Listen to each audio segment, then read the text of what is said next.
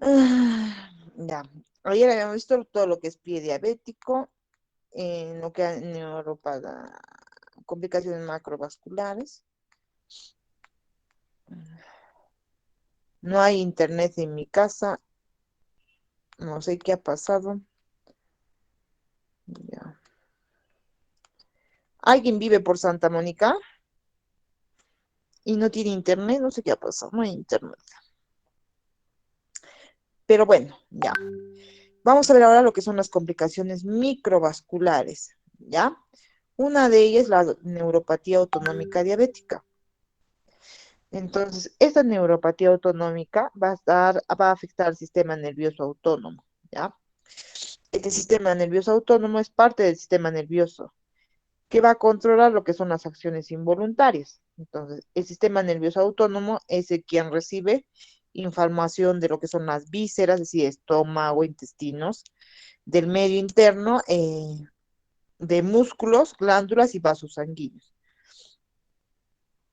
Miren, ejemplo, tenemos acá, ¿no? Las arterias, corazón, el parasimpático,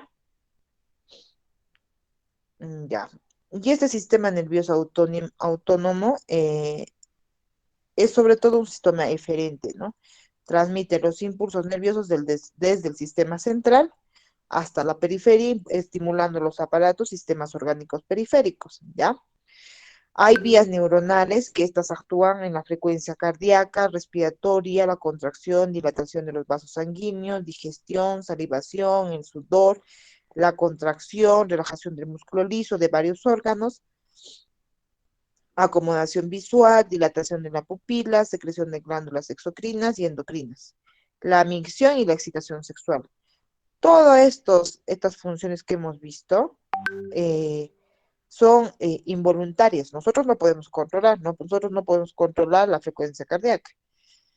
Tampoco podemos controlar la contracción, la salivación, el sudor. Eso es del sistema autónomo, ¿ya?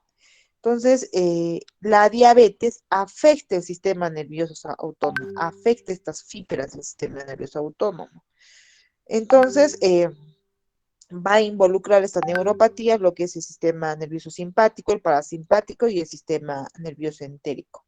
Entonces, la fibra nerviosa autónoma, bueno, lo que va a haber es es mielinizada, pero en este caso va a estar desmielinizada y es más sensible a una anoxia metabólica, es decir, la glucosa alta, y puede afectarse en forma temprana por la diabetes mellitus. Entonces, cuando esta fibra es afectada por la diabetes mellitus, se llama neuropatía autonómica diabética. Y esto va a aumentar, esta neuropatía va a aumentar de acuerdo al tiempo de la enfermedad, la edad y el peso corporal. Entonces, uno tiene neuropatía autonómica, digamos, si tiene más antigüedad de enfermedad. Es un paciente de 16 años con no controlada, una diabetes, tiene más neuropatía que un paciente de, digamos, reciente diagnóstico con diabetes. Al principio, durante los primeros años, la neuropatía autonómica no hay síntomas, no sientes, ¿ya? Ya cuando vemos es cuando ya tiene un tiempo de más de 5 años con una diabetes no controlada. Y los pacientes van a venir, digamos, porque van a presentar síntomas que ellos, digamos, no tenían antes y que no están o que no son diagnosticados en otras especialidades. Generalmente la neuropatía se hace ya mediante estudios complementarios como cuando hay compromiso de las fibras largas, ¿no? Como en el nervio vago. Entonces, lo primero que pasa, para ver la patogénesis de la neuropatía autonómica, va a haber la hiperglicemia. La hiperglicemia va a ser la glucosa alta en los pacientes, ¿ya? Entonces, y más aún, hay causas genéticas, signos de insulinemia, la dislipidemia, el déficit de péptido C, una pubertad. Estos van a hacer que aparezcan los agentes, digamos, las proteínas AGE, la cadena de los polioles, puede haber hay una cadena de exosamina, Entonces, todo esto es un circuito y todo esto va a llevar a producir, digamos, factores de inflamación que pueden ser interleuquina, interferón alfa, puede haber factores de necrosis tumoral. Entonces, todo esto produce inflamación y estrés oxidativo. Este estrés oxidativo es el cual afecta a lo que es la fibra nerviosa. Hay muchas formas como se puede presentar la neuropatía autonómica. Es cardiovascular, gastrointestinal, genitourinario, contrarregulación, sudoración, vascular periférico. Todo lo que les mencioné de aquellos órganos que no podemos controlar voluntariamente. Entonces, en la parte cardiovascular hay taquicardia de reposo, hay intolerancia al ejercicio, puede haber hipotensión ortostática, inestabilidad perioperatoria, hay isquemia o infarto de miocardio silente. Es por eso que un paciente diabético muchas veces tiene infartos de miocardio y él nada, ni cuenta se ha dado. Ya cuando le dicen que han tenido un infarto, cuando se ha hecho su evaluación cardiológica, que se debe hacer una vez al año, y ahí bien, ¿no? Señora, tienes una zona de isquemia. O lo otro es que el paciente tiene taquicardia, es paciente diabético que tiene taquicardia y no hay otra causa, entonces hacen los exámenes, hacen hormonas tiroideas, no hay, hacen el Holter, y la taquicardia es rítmica, no es una arritmia, es una taquicardia, es una taquicardia como, me olvidé, ¿cómo le dicen? Sinusal, no taquicardia sinusal. Entonces, llegamos a este diagnóstico ya por descarte, cuando ya hemos visto todas las patologías y vemos que tiene una taquicardia sinusal, ¿no? Igual la gastrointestinal, la gastroparesia, diarrea, estreñimiento o incontinencia fecal, lo hacemos ya por descarte. Generalmente los pacientes diabéticos tienen más diarrea. Entonces vemos que no hay ninguna bacteria, no hay ningún parásito, no hay alteraciones hormonales y vemos que el gastroenterólogo dice no hay otra causa en una diarrea crónica, entonces diabetes. Es por la diabetes, al igual que la disfunción eréctil. Ojo, los varones con diabetes tienen disfunción eréctil cuando la glucosa es alta. Al inicio, claro, la disfunción, mientras la glucosa está alta, presenta, pero cuando la glucosa ya está en niveles ok, la disfunción debe de revertir. Pero hay un momento o hay tiempo que ya pasa un buen tiempo y esa disfunción eréctil ya es irreversible. Entonces, los pacientes diabéticos, bueno, una de las consultas es esta, ¿no? Pero ni siquiera vienen pues al endocrino, sino se van al urólogo primero. Igual la vejiga, la disfunción vesical, pacientes que orinan a cada rato, que luego lo vamos a ver, ¿no? Hay hipoglicemias desapercibidas, sudoración, como les mencioné, piel seca, hiperhidrosis. En la parte vascular periférica, algunos pacientes tienen piel caliente, dilataciones venosas y edemas. Bueno, las formas clínicas, acá ya les mencionó, cardiovasculares, digestivas, es lo que les había mencionado, ¿no? Lo otro que nosotros hacemos para ver si ya no hay neuropatía autonómica es tomar la presión. Entonces, tomamos la presión ortostática, tomamos al paciente sentado y también tomamos al paciente parado. Si hay una diferencia de 10 miligramos de mercurio, decimos que hay una presión ortostática, ¿no? En la parte de cardiología ya se había hablado un poco. Vamos a encontrar anormalidades en la frecuencia cardíaca, generalmente hay más taquicardia, hipotensión postural, falta de dolor durante el curso de un infarto, no les duele, tan felices, porque el infarto de miocardio duele, chicos. En un paciente que no es diabético es insoportable, es sensación de muerte. Hay baja tolerancia al ejercicio, hay taquicardia en reposo, hay rigidez de la frecuencia, bueno, en la frecuencia cardíaca se mantiene igual a los estímulos, hay pérdida de la bradicardia durante el sueño, ¿no? El diagnóstico, bueno, hay diagnóstico que hacen los cardiólogos, solamente para que ustedes lo sepan, es un estudio de reflejos de Edwin. Bueno, acá se valora el espacio RR, que es en el EKG, maniobra del Valsalvas y cambios de cúbito supino a la postura, ¿no? La prueba de que lo que es presión ortostática. ¿Cómo evalúan el sistema simpático? Lo evalúan mirando la medición de la presión arterial en los cambios de posición, la prueba de la presión sobre un hand grip. Entonces, esto es, este consiste que que hay un apretón que se eleva con la presión arterial diastólica, ¿no? Bueno, y lo otro es un infarto indoloro, ¿no? que generalmente los pacientes diabéticos mencionan que da con una incidencia de un 20%, no les duele. Como les mencioné, ¿no? Ya el paciente descubre que tiene una lesión cardíaca cuando ha hecho un examen de rutina o un examen anual, ya descubren que tienen la lesión. La ausencia del dolor no significa que no puede explicar la afectación del plexo epicárdico, ¿ya? No se puede explicar. Entonces, los síntomas de tus pacientes hay taquicardia de reposo, intolerancia al ejercicio. Estos son los test que se realizan. Y en el tratamiento podemos dar beta bloqueadores en lo que es la taquicardia. Podemos inhibidores de los YECA, podemos dar a los pacientes. En hipotensión postural, mareos, fatiga o síncope, podemos dar cuidados mecánicos. Podemos dar lo que es clonidina, miodrina. El tropoyetina, pues esto lo da más el cardiólogo. Solo para que lo conozcan, no quiero que lo aprendan, ¿ya? Bueno, podemos dar para pacientes con hipotensión ortostática, mineralocorticoides como la fluocortisona, podemos dar agonitas de alfa adrenérgicos como la clonidina y ostrótide, ¿no? Que esto va a darse en pacientes que presentan diarrea. Luego tenemos lo que es la gastroparesia gastrointestinal, la neuropatía gastrointestinal. Esto es la función neuromuscular gástrica. Tenemos un fondo, un cuerpo y un antro, ¿no? Este es el ritmo que debe tener. En un tiempo en un paciente con diabetes, lo que va a pasar es que va a haber, digamos, hay lesiones en los músculos, lo que van a producir gastroparesia, pueden producir dilatación, obstrucción intestinal o inflamación, ulceración, ¿no?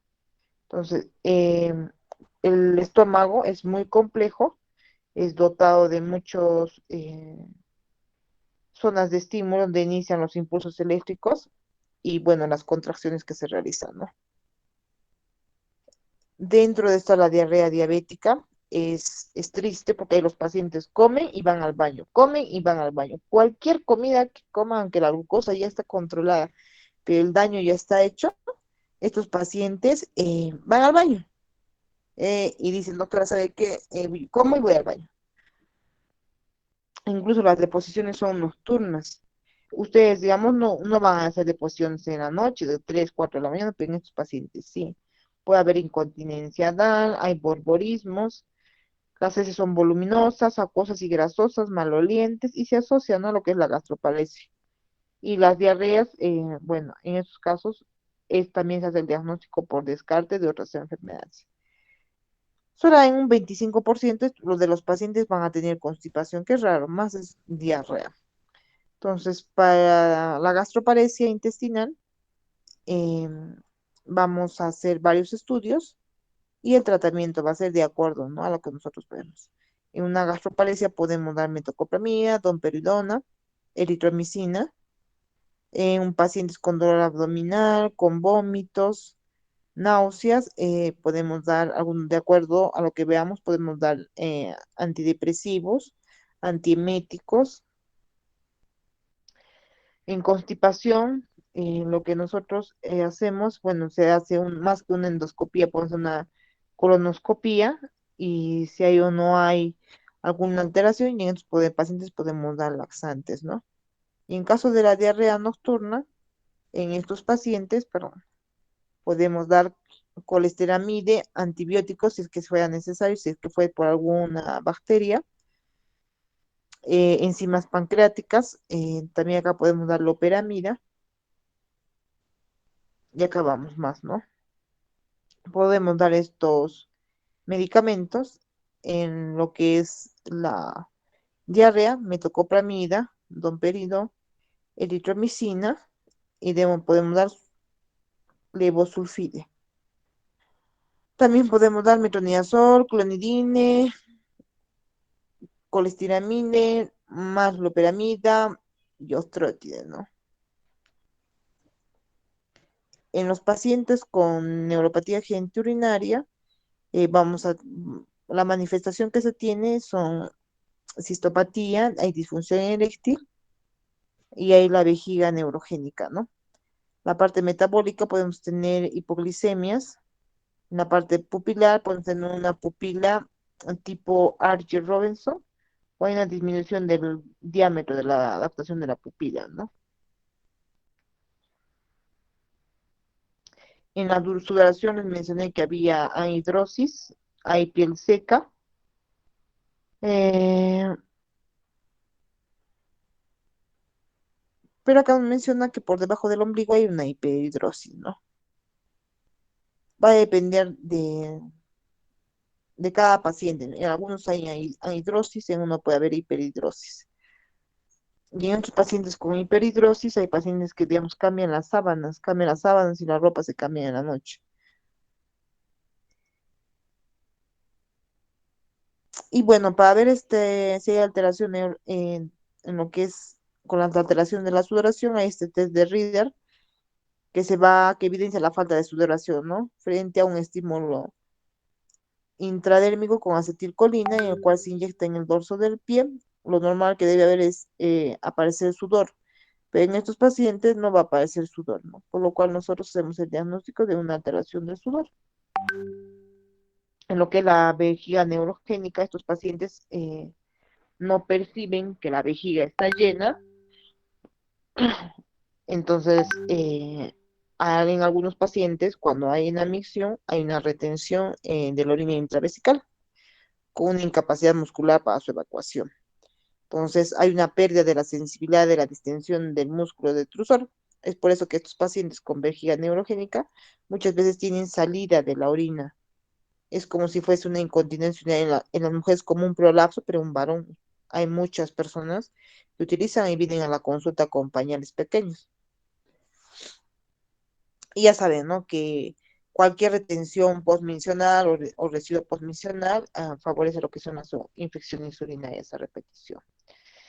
Estos pacientes van a orinar con menor frecuencia, pero evacúan en grandes volúmenes y en situaciones de descompensación de esta vejiga hipotónica, los pacientes se van a levantar en la noche a orinar. No es normal que un paciente se vaya en la noche a orinar, ¿ya? Y se realiza este diagnóstico de mixioma de vejiga neurogénica cuando hay una micción matinal que supera los 400 ml.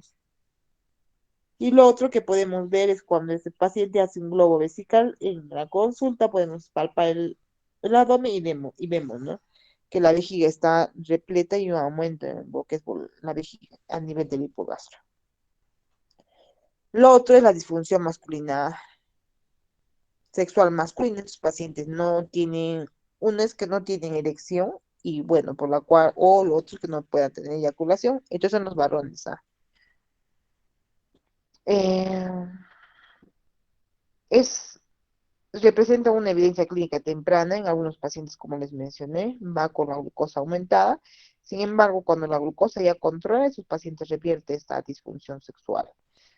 Y bueno, se puede agravar más con el descontrol metabólico, la nutrición, si este paciente tiene enfermedad vascular, desórdenes endocrinos, psicógenos y fármacos.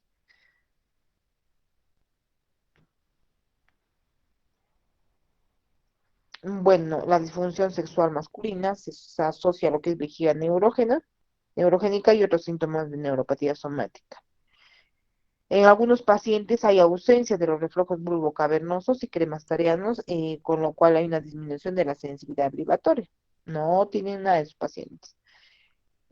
Como mencioné en algunos pacientes que tenemos en la consulta, si vemos que ya la neuropatía ha hecho lesión a nivel de los músculos y nervios del pene, lo que sí damos es medicación.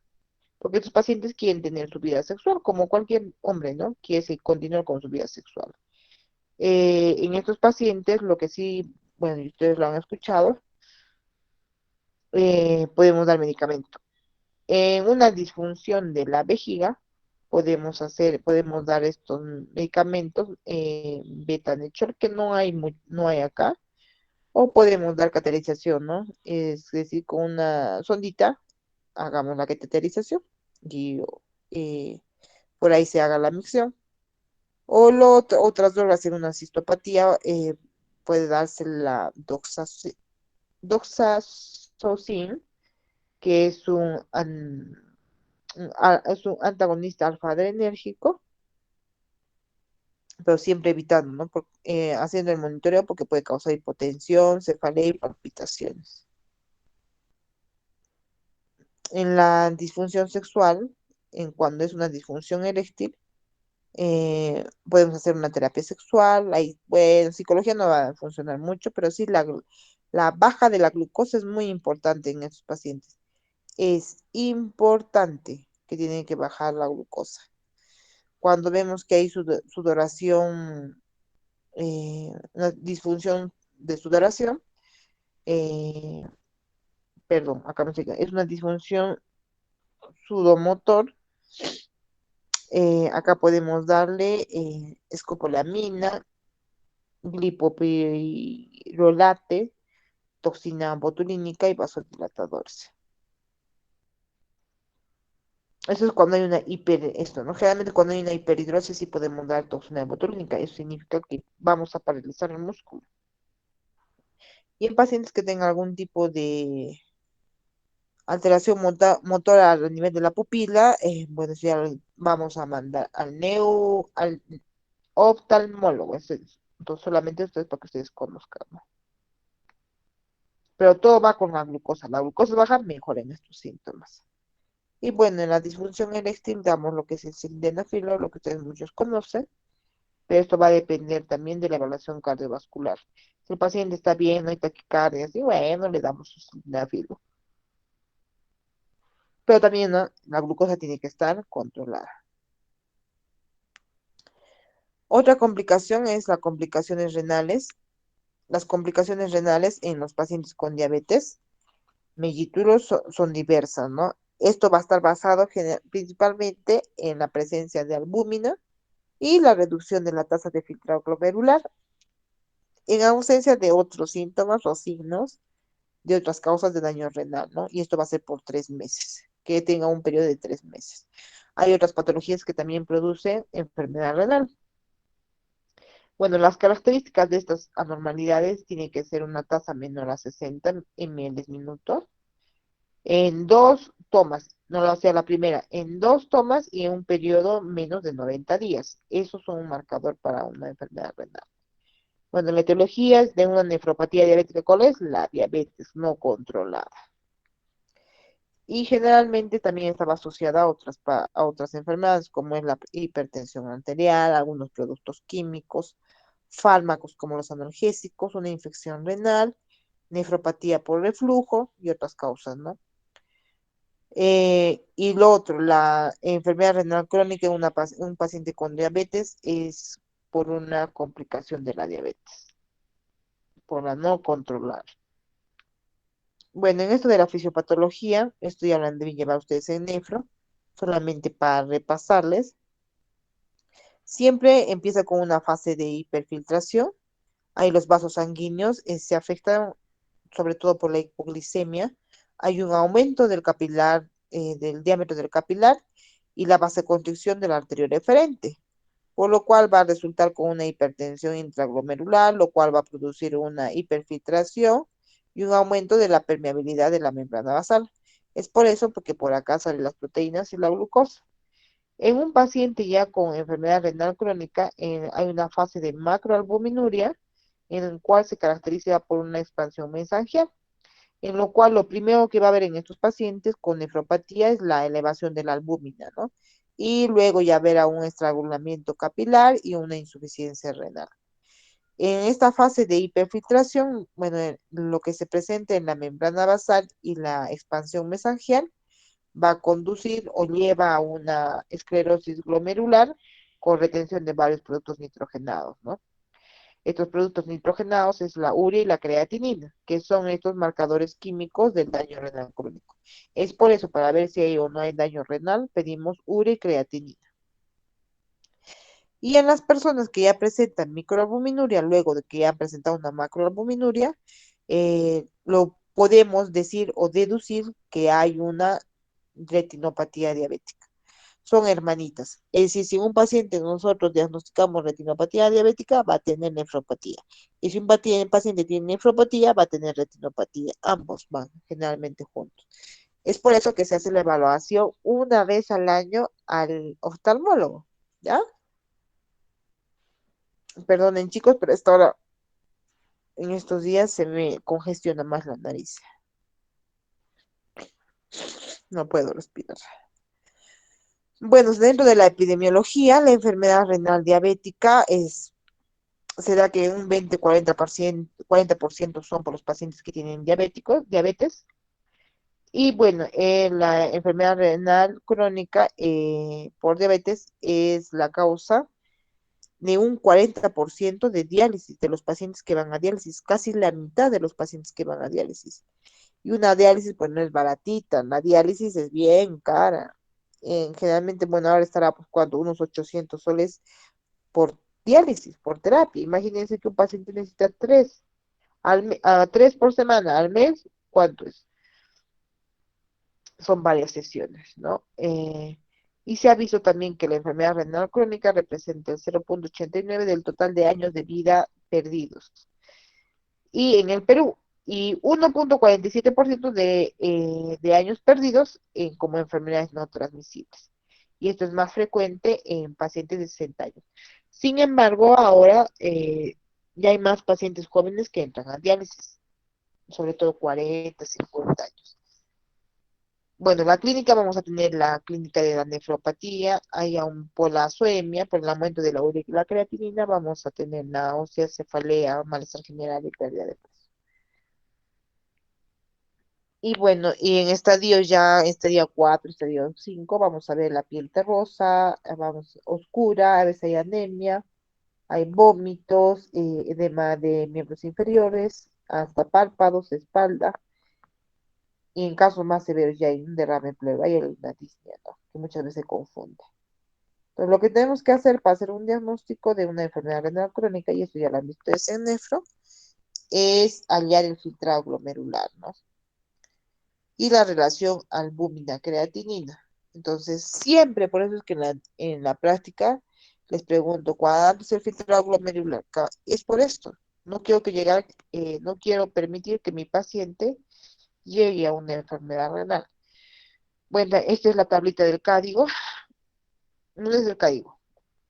Me estoy equivocando.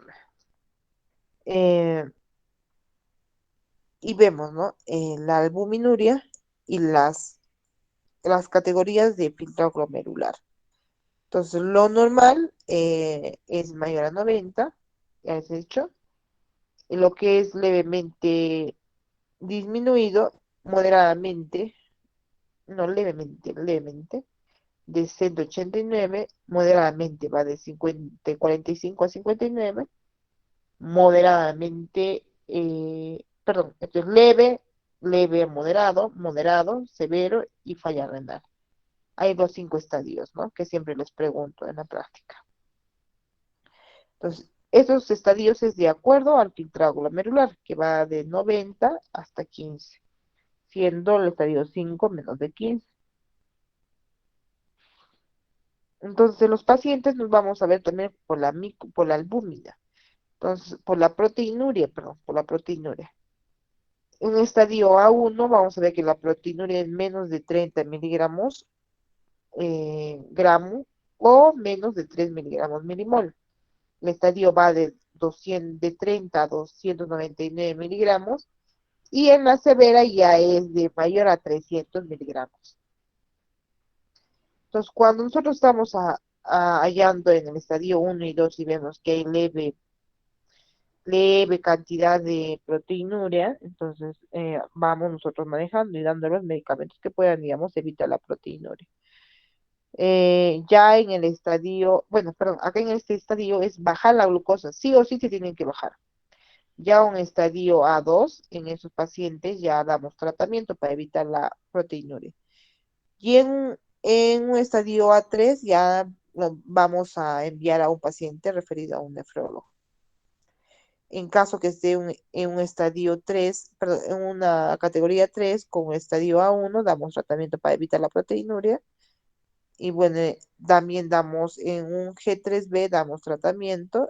Y bueno, cuando ya está en un estadio G4, estadio 4 o 5, con un estadio A1, vamos a hacer la referencia. Entonces, en estos casos, cuando ya vemos que hay referencia, va al nefrólogo.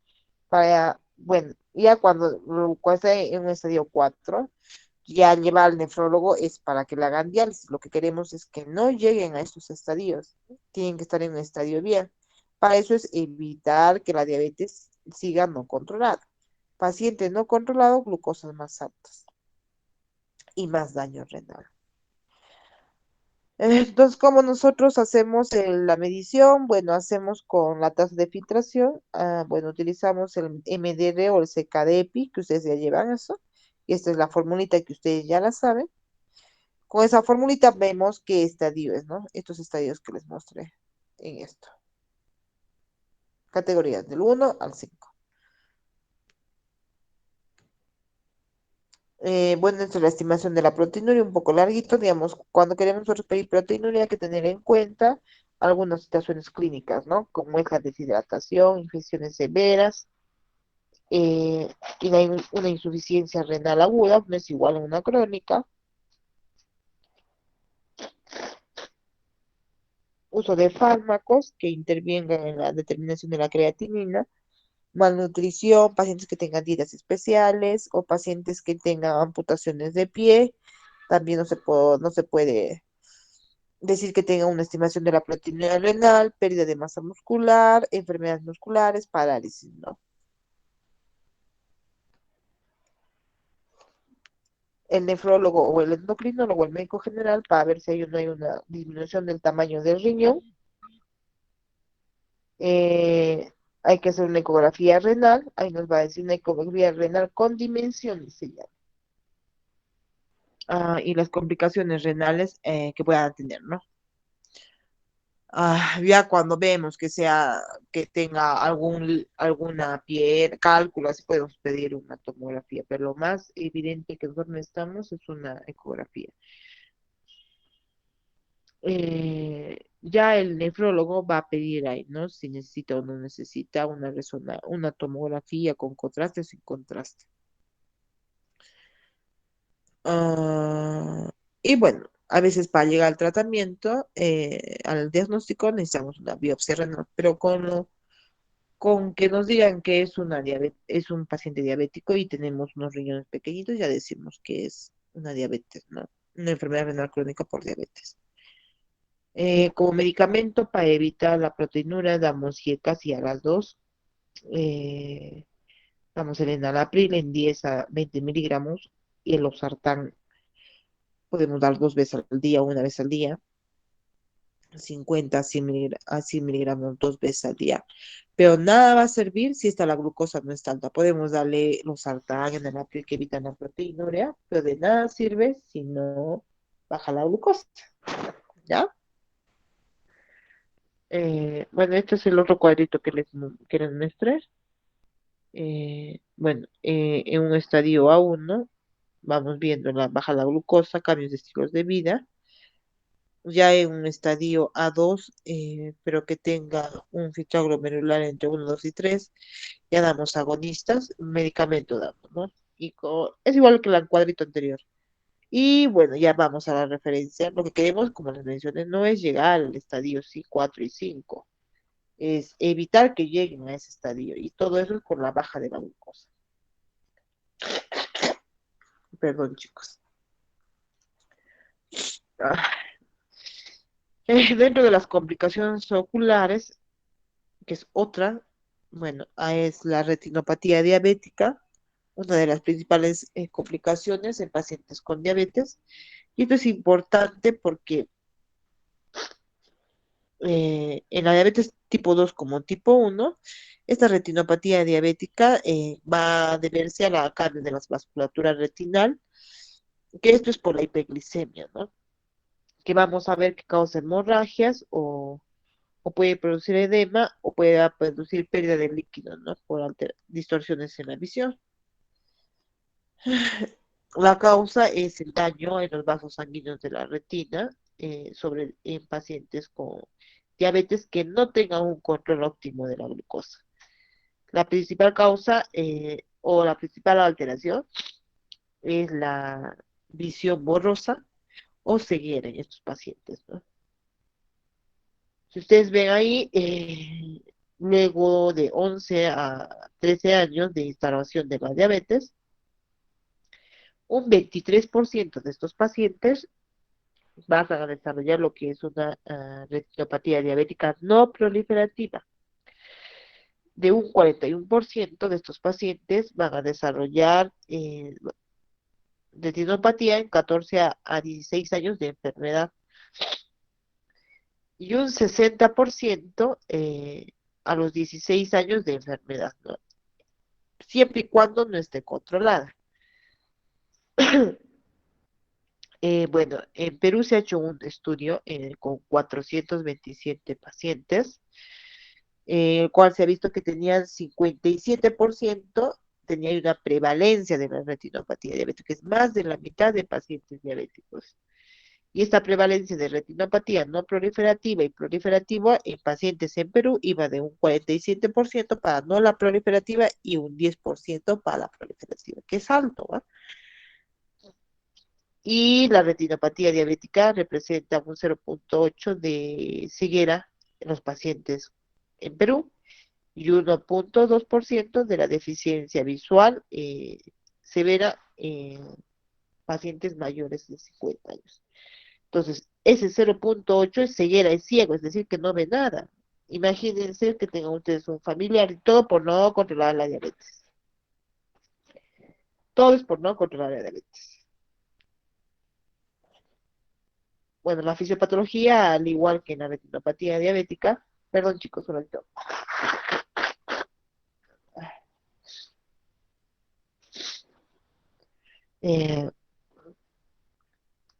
Eh, hay alteración de los vasos, ¿no? Y sobre todo de los vasos pequeños en la retina. Y esto se basa, ¿no? En teorías como que hay factores de crecimiento, como la hormona de crecimiento, las plaquetas, la aldasa reductasa y factores vasoproliferativos. Las manifestaciones más tempranas de la retinopatía diabética van a darse, ¿no? Van a dar con microaneurismas, que estos hay puntos blancos que son similares al algodón, eso es en la no proliferativa. Y ya después puede haber hemorragias, anormalidades venosas, microvasculares intrarretinales. Y esto se va a producirse porque hay un incremento de la vasopermeabilidad, resultando a un edema retinal.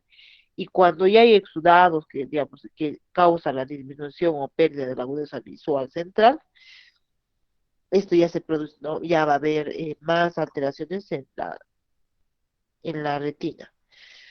Ya en una fase proliferativa puede darse oclusiones arteriales y de las venas con una proliferación secundaria a nuevos vasos, hay la neovascularización a nivel de la retina o del disco.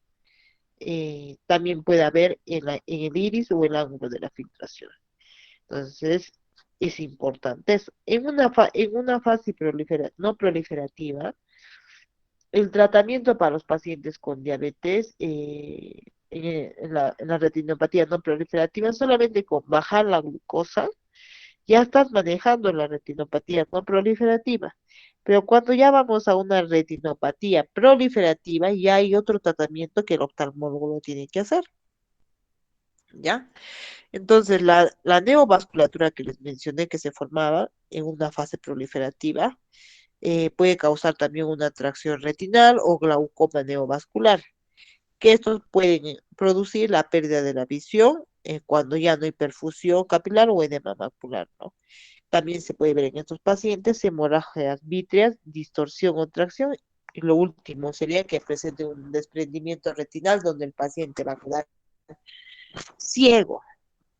Síntomas, los síntomas son relacionados de acuerdo al tiempo de enfermedad. Al inicio el paciente tiene diabetes y no presenta ningún síntoma, no hay síntomas. Ya después van a perder, digamos, la consulta va a ser el oftalmólogo porque hay una disminución de la agudeza visual o hay una visión borrosa. Ejemplo, hay pacientes que van al oftalmólogo, dicen, no tengo visión borrosa, no veo nada.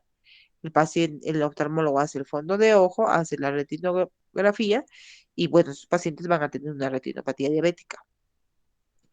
Si es la no proliferativa, lo que hace el oftalmólogo es ya, ¿sabes qué? Tienes que ir al endocrinólogo y tienes que controlar tu glucosa. Y ahí se dan cuenta recién. El diagnóstico lo hace el oftalmólogo, ni siquiera el médico. Y cuando es una proliferativa, ya bueno, hace el manejo de, digamos, si hay hemorragias o hay un desprendimiento de la retina y luego igual tiene que seguir controlando la glucosa. Bueno, les mencioné, hay un fondo de ojo, hace una retinografía y bueno, el especialista que es el oftalmólogo es quien realiza, ¿no? Los procedimientos. Bueno, ustedes eso no van a hacer pues en su Serum, en el internado, no van a decir, ah, yo voy a hacer fondo de ojo, no. Todo lo mandan al oftalmólogo. Lo que quiero que sepan es que pasa eso, que si ustedes no hacen el control, los pacientes hacen retinopatía. Bueno, ¿cómo hacemos el manejo? Se hace con la cámara retinal, ¿no? Terapia, el tratamiento es no farmacológico. ¿Cuál es? Control de la glucosa, control de la diabetes. Eso es importante. Y ya el oftalmólogo va a manejar, ¿no? Lo demás. Este es tratamiento con médico quirúrgico. Hace el manejo de la retinopatía diabética, el oftalmólogo, y esto ya, ustedes lo, si ven, digamos, si ven que no, si están en su posta ustedes, acá, ¿no? Y ven que tiene la disminución de la agudeza visual, van al médico. Entonces, esto es, bueno, esto lo dije como en primer nivel, acá no debe de poner eso. Ahí es todo. Vamos. Retinopatía, nefropatía, pie diabético. ¿Qué más me falta? Nada más. Ya. ¿Alguna duda, chicos?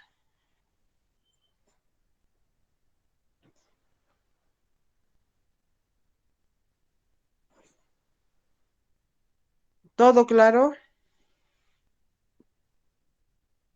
Con mi poca voz, que está gangosa, se le dice, ¿no? Que no puedo hablar mucho. Todo claro, entonces. Ojo, su examen, ¿ah? Es el día 16 a las... ¿A qué hora les he dicho? 10 de la noche. ¿Ya? Ya, chicos, nos vemos en el examen entonces.